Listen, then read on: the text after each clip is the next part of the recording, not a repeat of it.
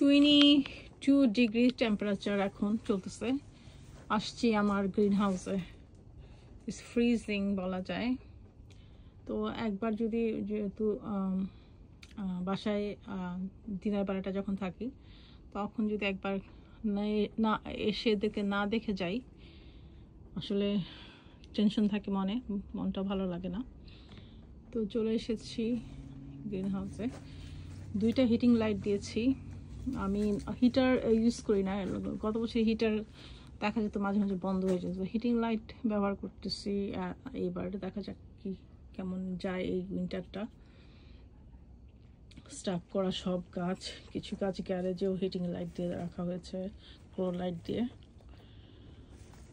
এই তো মোটামুটি সো হার্ড আমাদের এখানে এই গ্রিন হাউসে এইভাবে গাছ রাখা। দুপাটি ফুটেছে গ্রিন হাউসে, কিছু কিছু চারা পরে হয়েছে, রেখে দিয়েছি।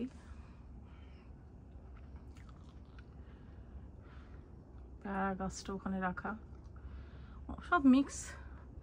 এখন তো আর ওদের জানে বেঁচে থাকাই হচ্ছে ওদের কাজ। কিছু চারা দিয়েছি, বেলির চারা, ইনসুলিন প্ল্যান্ট, ওগুলি দিয়েছি।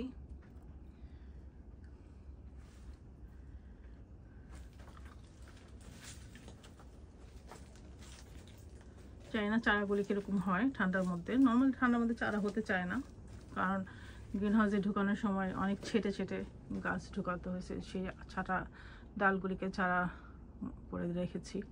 দেখা যাক কেমন হয়।